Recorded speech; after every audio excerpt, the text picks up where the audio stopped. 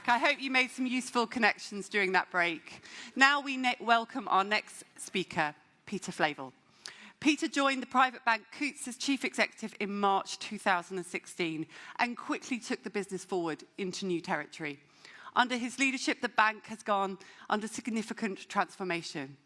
It is the first private bank to establish a dedicated service for entrepreneurs and business owners, and Coutts now supports more than 20,000 of the UK's most talented and innovative entrepreneurs. Peter is also part of the executive leadership team of NatWest Holdings, where he's executive sponsor of the bank's enterprise strategy.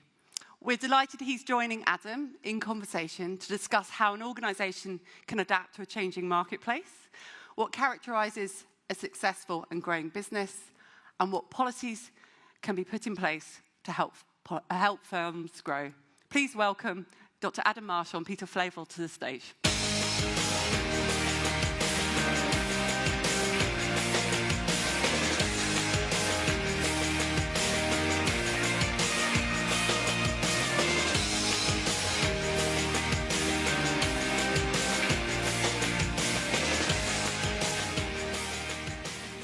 Well, welcome back, everyone, and Peter, welcome to you as well. Many business people here in the audience today will probably have seen the announcement of your corporate results and your new strategy a couple of weeks ago, together with your chief exec, Alison Rose. There's some far-reaching changes in your business, I know. Change of name, new organizational purpose, and new strategy. That can sound like corporate speak, but it means a lot, I think, for your business customers and for businesses more generally. Can you tell us a bit about that? Well, thanks, Adam. Yes, I mean, we need to make all of that real. And so at our annual results a couple of weeks ago, Alison, our new CEO, first female CEO of a major bank, announced two of the things. One was the change of brand to NatWest. That recognises that 85% of our customers bank with us through the NatWest brand. So now is the time for that, and it's the right time, and it makes a lot of good sense. Secondly, we announced a new purpose for the bank, and the purpose is to champion potential, helping people, families, and businesses to thrive. Now, we need to make that real, and that's because otherwise that does sound a bit like management speak. And why have we done that? Well, I studied law, finance at university, and I remember the first lecture of company law. The professor walked in and he said, ladies and gentlemen, if you remember one thing, remember this. Companies exist to promote and protect the interests of shareholders alone, full stop. And if you remember that, you've got half a chance of passing this subject. Well, hasn't life changed? And so the role of business and commerce has changed substantially, and we need to recognise that. So the first part of that is sustainability. We all need to make decisions in commerce that take into account all stakeholders, not just our shareholders, our staff, our customers, our shareholders, our governments, our regulators. And that's necessary, but that in and of itself is insufficient. People need a purpose as well. So for me, having that sustainable approach to business, plus a purpose, and for us that's about championing potential, leads to a purposeful organisation. You talk about championing purpose and championing businesses. Now, you look after Coutts as well as looking at enterprise across the RBS Group, NatWest Group, as it now is. Can you explain to us how Coutts in particular supports startup and growth businesses in the UK? You probably forgive some of us in the room for thinking that this is a bank with specific, very targeted customers. Help us understand that more generally. So when people think of Coutts, they tend to think of a long-standing relationship with famous families, and probably traditional wealth, wealth that's transferred through generations, estates, and of course that's been a part of the bank for 300 years and is a part of what we do, and it's a strong part of what we do. What's not known, and it would be interesting if I could do a survey here of how many people would know that actually the core of what we do is bank 20,000 entrepreneurs. And so we provide working capital to successful and influential businesses, and then on that journey help them buy their dream house and help them to grow and protect the wealth that comes from that business. So what we're announcing today is the start of a partnership with the British Growth Fund. And this coincides, I think Alison was here last year launching her Rose report, so we're a year on. And we're announcing today, in conjunction with that yearly review, that this partnership with the British Growth Fund, we're going to start a UK enterprise fund.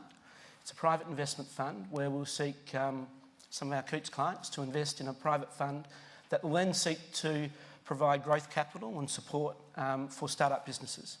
And the idea there is to have a particular focus on female-led businesses and also a more diverse management team. Alison's report last year recognised that the huge disparity, the huge gap between female entrepreneurs and male entrepreneurs represents a $250 billion opportunity for the UK economy. So it's the right thing to do, but it's also a very sensible economic thing to do. I want to explore Alison's work a little bit more, and a lot of us in the room will have had the chance to engage with her on her work around female entrepreneurship, where we know we still have a lot more to do in the UK in order to support female founders and access to capital. I know that she's moved her thinking forward even further in this space. What is her latest thinking, and what more can we do right now, particularly as we look towards International Women's Day on Sunday, in terms of advancing equality and reducing some of those barriers, particularly with respect to finance? Yes. So it's a little broader than that, Adam, in that when we say we want to be a purposeful organisation, we're going to focus on three areas. The first of that is around learning, and our own NatWest organisation being a learning organisation, but also helping customers with financial independence and understanding their finances. And that's particularly relevant to women entrepreneurs, female entrepreneurs, who do need assistance and help because the access to capital is just not there relative to men. So that's the financial literacy piece. Then there's certainly the piece around enterprise. So how do we encourage enterprises to start? So NatWest is the business engine of the UK economy. That's not probably, it sounds self-serving, but the bank looks after 1 in 4 businesses. It opened 65,000 new businesses last year. It advances over 100 billion of loans and advances to business here, and in 9 of the 11 regions, we're number 1 or number 2 in lending to SMEs. So what the bank does in enterprise is really important to the growth of the economy. And so we need to make sure that those parts of the economy that aren't growing as strongly as we'd like, witness some areas outside of London, the southeast, so there's a regional aspect to that. And then there's a female aspect to that as well. And then the third area for focus is climate, and how do we help the UK economy transition to a low carbon economy. We're in a very interesting period in terms of the news and what's going on around the world. What do you see as the biggest headwinds facing growing businesses at the moment? Well, uncertainty. I mean, who's felt as uncertain as this in their lives right now? You start at the global political angle, and you've got Turkey, you've got Syria, you've got the Middle East, you've got Russia, you've got the growing role of China in Africa and in the South Pacific. So that's quite uncertain. Then you've got global growth, what's happening there. Then we've got interest rates that none of us have seen at this level before. And then we've got Brexit closer to home. How's that expected to play out? And then you've got change. So technological change has never been this fast, but it will never be this slow again. So that all adds up to a pretty interesting way of thinking about businesses. Now, I say all that, so there's lots of stuff to worry about, isn't there? That's all worrying. Our pipelines are strong, and the week before last, we had one of our best weeks ever for people investing in funds with Coots. So I do think that it's not all gloom and doom, and there are opportunities. And if I may, you've probably got this accent, a bit Antipodean. And I remember in 1973 when Britain had the temerity to join the EC. and New Zealand, like they sold 100% of their dairy products into Britain. And my grandparents were cattle farmers, and they sold most of their beef into Britain. They woke up one day, no preparations, woke up one day and said, "What do you mean you're not going to buy stuff from us?" And so that caused a fair bit of grief, I have to say. It's good for the Kiwis to have a bit of grief. My mum's a Kiwi, so I'm allowed to say that. But we transitioned out of it. So without wanting to be too optimistic, because there will be definitely bumps in the road, we need to recognise all of the great things that Britain has. And I sometimes sort of scratch my head a bit and just feel that people could have a little bit more of a dose of enthusiasm to recognise everything that is great about this country. Yes, there are problems and things to do, but sometimes I think we jump over the great strengths that we have. We're talking about people, trade and infrastructure here today. We're trying to raise our sights from some of that to tackling those big issues and actually moving enterprise forward. Trade, people and infrastructure are so important to all of our businesses. How can you in the banking sector specifically offer some additional support to businesses in these areas? What examples can you give us that would help businesses of every size and every shape look forward on those issues? Thanks, Adam. I think, look, first of all, on trade, I was reading a report the other day that said that 10 to 15% of British businesses are latent exporters. That means they have the characteristics of other businesses that are successful at exporting, but they don't export themselves. So I might turn around and say, well, what has the Chamber got to do to actually spark in the enthusiasm of some more businesses about looking outside of the UK to grow their businesses? Infrastructure, really keen to hear our next speaker on, perhaps he might touch on infrastructure. The government said a lot about what they want to do on infrastructure. The growth in the investment in infrastructure, productive infrastructure, is very important in Western economies, including the UK. And banks and governments have a role to play to bring that together. Not the PFI things that you've had here in the past. We'll move on from that. There needs to be a new partnership with government and banks to provide infrastructure. Then on people, I think this is really interesting. If you think of the workforce in the UK in 10 years' time, 2030, 80% of the people that will be in the 2030 workforce are already in the workforce today. But 30% of them, if they still want to be employed in 2030, will need to be in a new job category. So we've got a huge role to train people into new roles. And then the 20% that aren't yet in the workforce today, they're going to need new skills.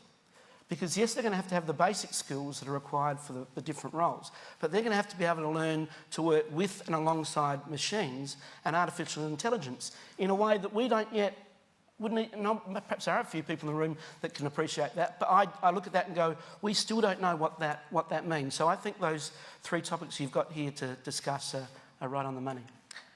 Thanks, Peter. And my last question for you is about something that never strays far from the minds of people around here in Westminster, but I find it's a word that can be rather impenetrable, which is productivity. Yeah. Everyone around here talks about increasing productivity. In business, we talk about it as reducing costs and making more money.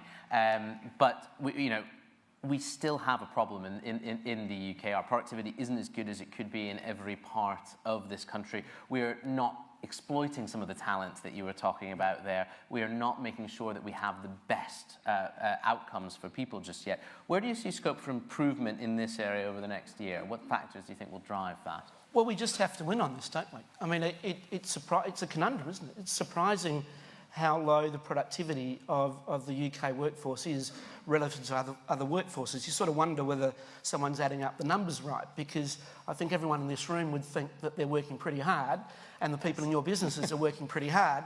And do you really think the French are working harder than... Well, I'm not sure about that. You know the answer from this room, I have a feeling. Present company accepted. And you look at this and go, well, okay, our productivity is low. Right. But the employment rate is as high as it's ever been. So we've got more people in work.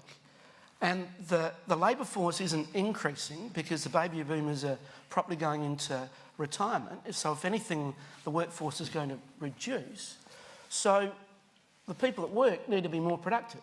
So, pretty simple. So we need to invest in technology and in digital.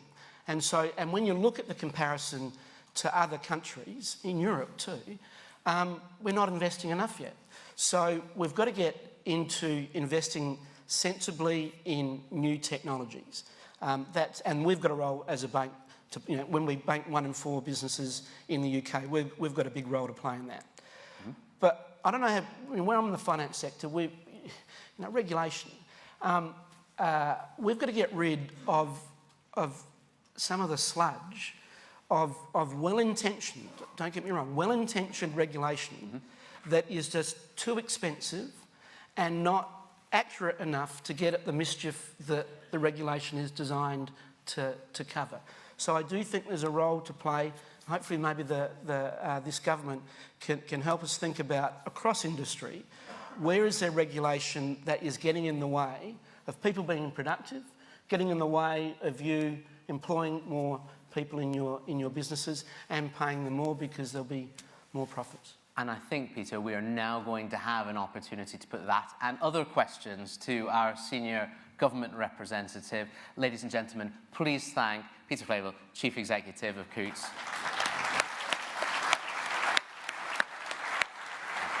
Brilliant.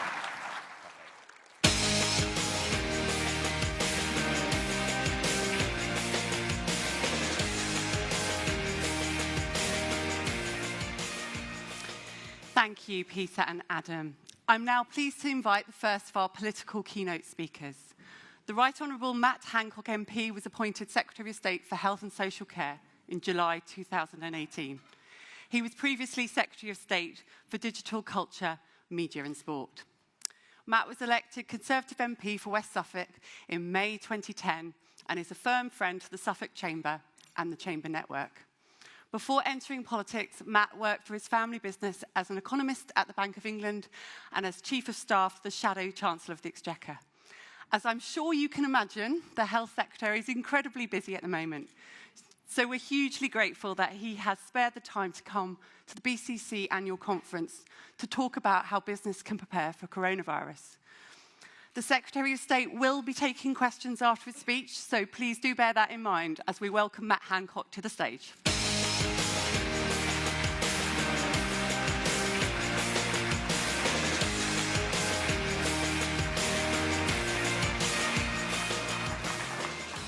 Thank you very much indeed, and it's not often that a health secretary gets invited to the British Chambers of Commerce, and I don't think you've invited me here because of my reputation as an app developer. But I wanted to talk today about the coronavirus and the contribution that British business can make to helping us as a nation to tackle it. But I also wanted to say what a huge honour it is to address you today, to address this conference. For a pro-business Conservative like me, the keynote speech at the BCC is a bit like being asked to play at Lord's. This organisation speaks for British business, and in my belief, speaks for British business so well because it is so firmly rooted in communities. I know that because my mum was a member of the local chamber up in Cheshire, and I still remember the first time I heard about the concept of a Chamber of Commerce from her. And your brilliant chair, Sarah, was, until recently, the chair of my local chamber in Haverhill in Suffolk. Before I turn to the coronavirus, I want to say something else as well, which I think is very important, and important that we always hold on to and remember. I want to say something about why I believe in business. We hear about this sometimes. But sometimes we hear too much about it in a functional, practical way. That's important, but it's not just about the jobs that you create. It's not just that I'm deeply mindful of who pays the taxes that fund the NHS. It's more than that. It's that business, done right, is a force for good in the world. Because great businesses ultimately succeed by solving other people's problems. Look at the life sciences, the area that I'm most directly responsible for as Health Secretary. Just recently, I announced a deal with Novartis that'll mean the NHS is among the first in the world to access a brand new cholesterol-lowering drug at scale. This is a twice-yearly injection that can prevent tens of thousands of heart attacks. Life sciences, the clue's in the name. They save and improve lives. And business done right is a moral force for good because it links effort and reward. It's about something for something. For me, this is really personal. I grew up watching my parents battle against the odds to build a brilliant software business. And I know what the challenges feel like. In the recession of the early 90s, we almost lost everything because of a late payment problem. The business was strong, orders were coming in, but we were literally one check from going under.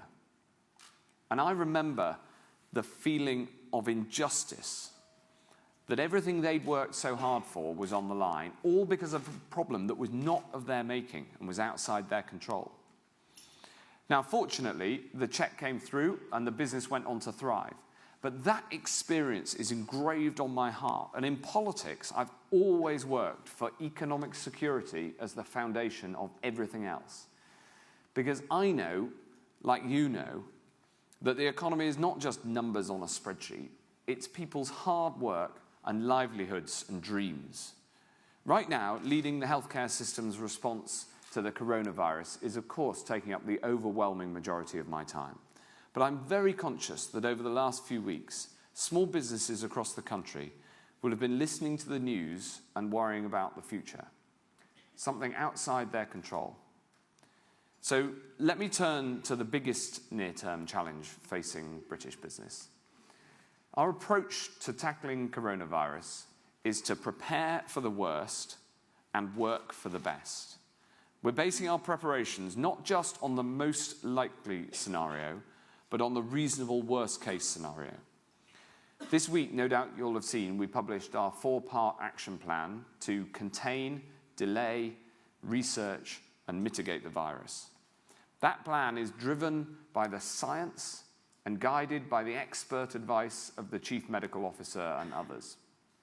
Contain, the phase we're currently in, means detecting the early cases, tracing their close contacts, and preventing the disease from taking hold in the UK for as long as is reasonably possible.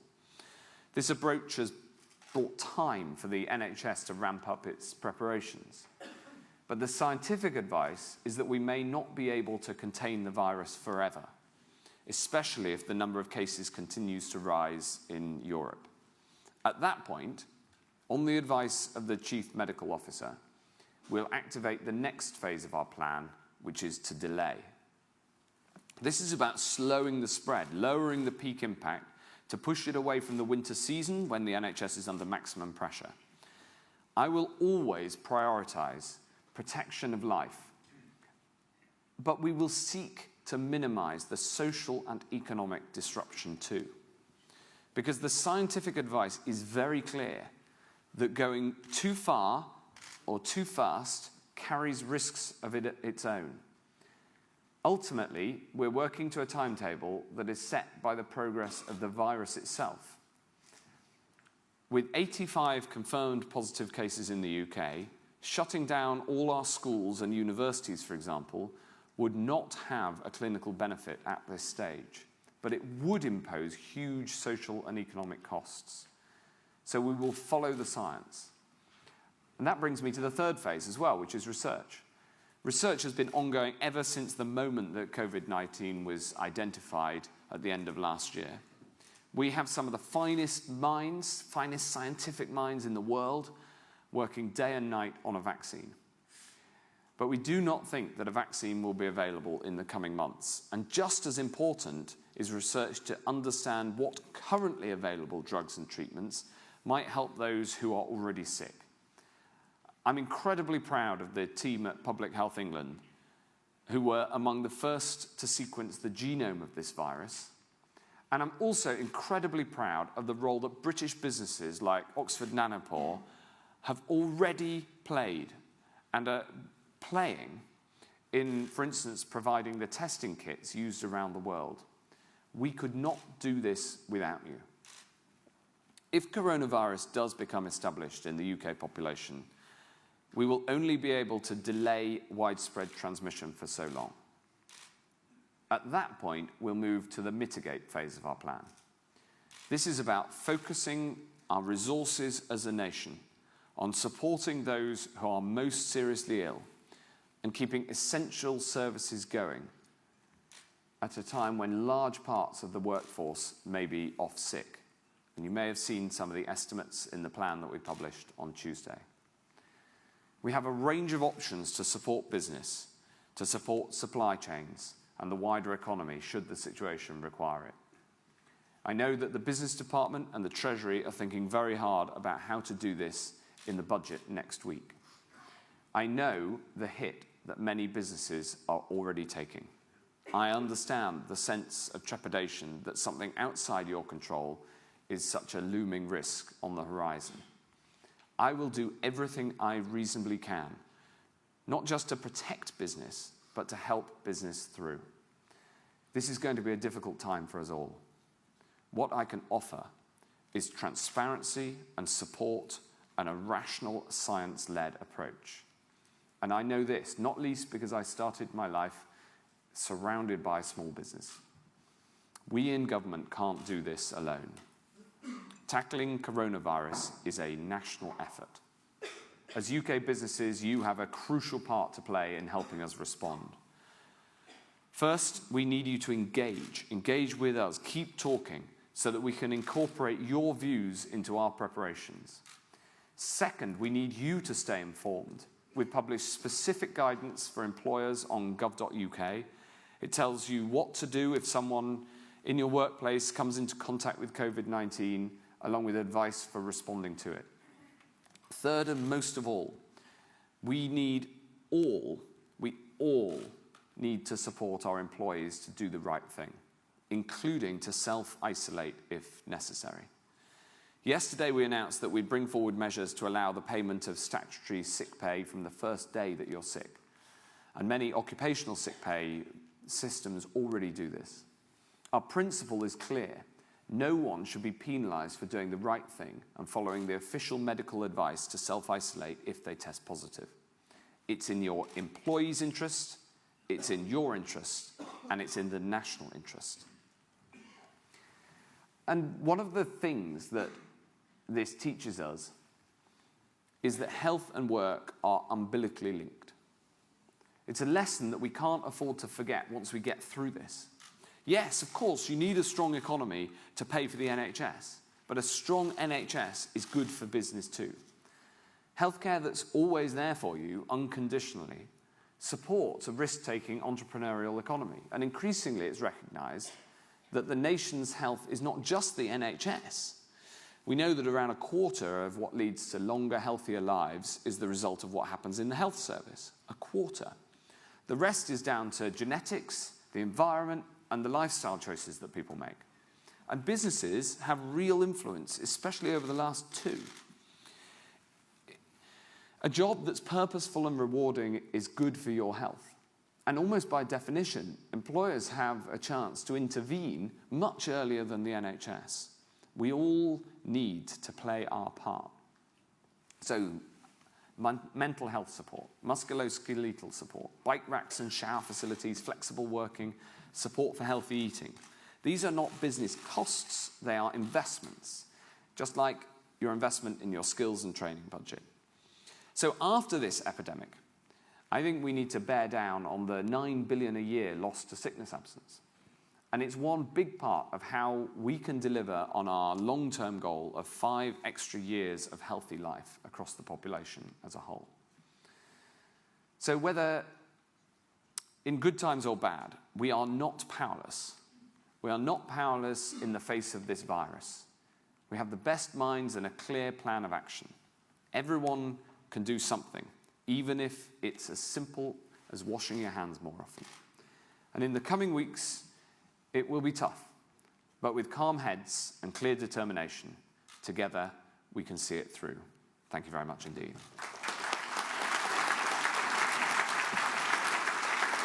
Thank you. Thank you, Secretary of State. Do we have some questions from the floor? Yes. Let's take this one here and then that one there. Bear with us as we... Secretary of State, thank you. Very interesting speech. My name is Mandy Thorne from Shropshire Chamber. I was wondering about the other part of your brief, which is actually the social care and adult social care. And we've heard what the NHS is doing, and it is absolutely incredible what they're doing. But could I just ask that you do consider the thousands of small and medium-sized businesses that employ almost 2 million people across the UK in adult social care, and how they can be supported to support the NHS during this COVID-19 crisis? Absolutely. It's an incredibly important point and one that we are directly addressing. And we'll shortly come forward with more guidance for the social care sector. But given the biology of this virus and the clear evidence that the impact is greater with age, thankfully that means that the impact appears to be lower amongst children and young people, which is a very good thing. But there's a clear positive correlation with age.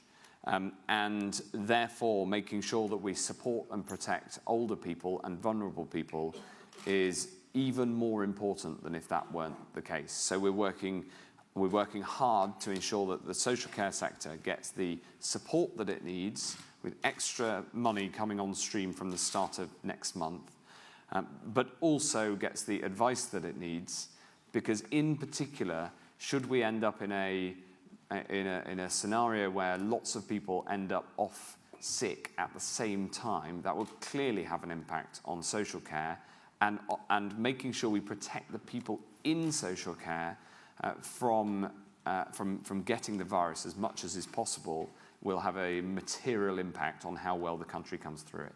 Great. We've got a question over here. Hello, Secretary of State, Philip Inman from The Guardian newspaper. You've pledged to back sick pay for employees, but are you going to extend that to contract staff? Many of the companies here will be having contract staff, self-employed, others who may not self-isolate if they're not eligible for sick pay. Are you going to extend it?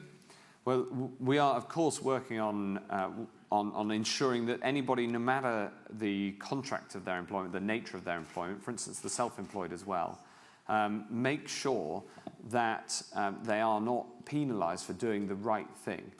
As the Prime Minister announced yesterday, we're taking the action on statutory sick pay temporarily to ensure that it's paid from day one rather than day 4. It is not as straightforward for those who don't receive statutory sick pay for various reasons, but of course it's also vital that the same principle applies to them. And I'm working with the DWP to make sure that we have provisions in place for people who are self-employed or people who may be working but not through a contract of employment. Great. Can we have a question here from our Northern Ireland Chamber of Commerce? Hi, Minister. Anne McGregor, Northern Ireland Chamber of Commerce. I wanted to move on slightly to the MAC advisory report and its impact on the social care sector. I mean, with an average salary of $25,600, do you not think that's going to exacerbate the problems in that sector and other sectors? Well, it's an important consideration. Of course, the MAC highlighted social care as one sector that we need to take into account. And I'm working with the Home Office to make sure that we get the rules right around making sure our new immigration system can serve the needs of both the economy and, of course, of public services. So that is an important factor. The points-based immigration system absolutely can address it by its nature, because it means that we are in control of the immigration system. Therefore, we can make adjustments as are necessary to ensure that we get the right people who have the right skills in the right sectors as needed. But I can't go further than that until we publish more details, but it's something that I'm working with the Home Office on. One final question here from... Matthew Darragh Johnson from Newmarket Chamber of Commerce, your hometown. A lot of businesses are going to see some drying up of raw materials, manufacturing businesses, but I hope that even if the worst happens, that a lot of what they do will simply be delayed sales rather than cancelled sales. But that's certainly not the case with the hospitality industry. I'm thinking in our own case of Newmarket Racecourse, for example. There's nothing so valueless as a ticket to yesterday's event. And that's going to be a serious issue for a lot of the restaurants and all the rest and so on. Yeah. So any thoughts on how you might be able to help them? Yes, look, of course, this is a very serious consideration. And by the way, I live between Haverhill and Newmarket, just in case people got upset about the local geography there. And choosing between the two would be like choosing between two of my children. So, and I represent them both. It's a very important consideration. This is why the whole principle has been to minimise the economic and the social disruption subject to keeping people safe, which of course has to be the top priority. But also following the science. There are some things that are widely thought to have a very significant impact, but in fact the science suggests that they don't. And there, our job leading the nation through this is to explain what we're doing and why we're doing it. And we've taken the proactive decision to have an approach that is led by the science. So, for instance, at the start of this, I was encouraged to stop the flights from China. And the scientists told me that they thought that that would not be effective. And we decided not to, despite some pressure to do so. And there was only one country that took the decision against the advice that I was receiving from our scientists, and that was Italy. And that example demonstrates why it is best to follow the science, even if that means we then have to explain the science. And the science on large events is that now there is no material clinical benefit, epidemiological benefit to cancelling events, so long as people undertake the public health measures that I'm sure you all have heard of. Wash your hands, and if you have a cough or a sneeze, catch it. So that's the overall approach that we're taking. Of course, we understand that there are economic impacts and there are social impacts. And the reason that we set out the plan on Tuesday, including all of the potential options, is so that we're being as transparent as possible with the public, and so that if we do have to do some of these things that you just wouldn't do in normal times, and the public understand that it is part of a plan, and we're doing it for the very good reasons. After all, we are a herd. You can't get away from the fact that we, as a community, as a country, and indeed globally, we are all affected by this virus because others are affected. And therefore, understanding the likely progress of what happens with the virus, following the science, is absolutely critical to then being able to make the best possible judgments in the national interest. That's the approach that we're taking. So we ask for your forbearance when we do have to do things that are disruptive, and we're trying to explain as much as we possibly can how we're taking those decisions and why we take decisions which may well be difficult in order to keep the public safe. Thank you very much indeed. Thank you, Secretary of State.